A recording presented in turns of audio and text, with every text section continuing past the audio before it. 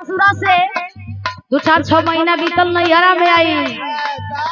कौन लड़का पूछलस कि का हो काहे बड़ा बदलेलू रोज रोज, का राज बा, का करेलन तुहारू? प्राणनाथ, प्राण के नाम कलश की का बताई। कलश की लड़का कलश की डॉक्टर हवे, इंजीनियर हवे, का हवे कहता का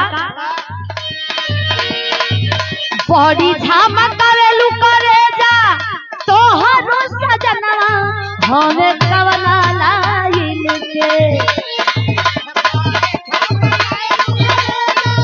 तोहरो सजनवा हवे कवना लाइन के।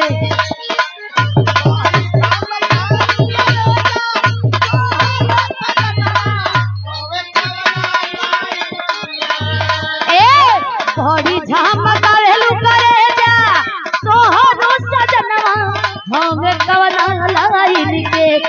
कलश कि रोज रोज घूमेलू बजरिया, रोज रोज घूमेलू गुजरिया, तपेली के नया डिजाइन के, तपेली के नया डिजाइन के।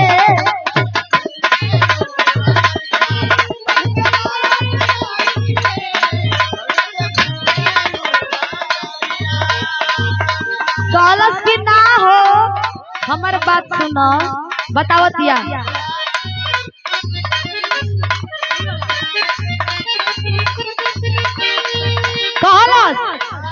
कहल हमरो माने ले सैया तोहरे जैसनिया रहूं यो लगर दिया रे को, तोहरे जैसनिया रहूं यो लगर दिया रे हो।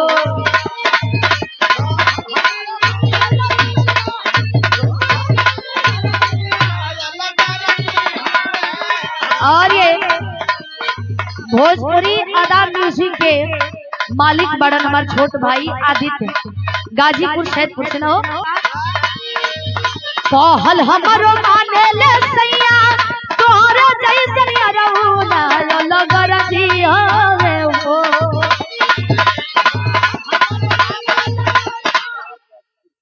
हमरो माने ले सैया तोहरे जैसनिया रहूं ना लगर दिया रे हो।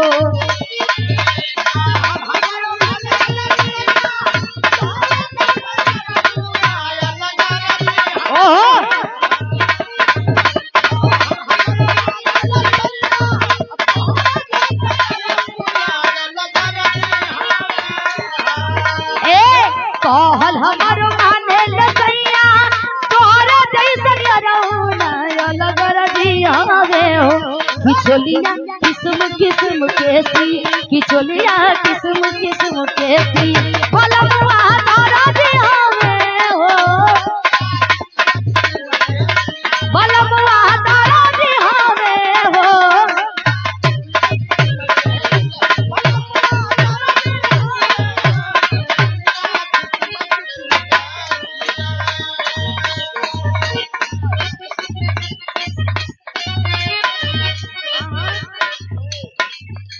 मोरा बलमा कदर न जानेला पाली रे उमरिया के,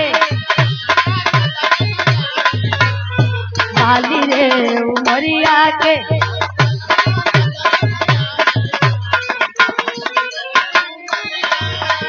केतनो जगा के राखी, अरे केतनो जगा के राखी हम छोड़ली जवनिया के। कि मोर बलमा हाँ बलमा मोर बलमा कदर न जानेला बाली रे उमरिया के, मोर बलमा कदर न जाने।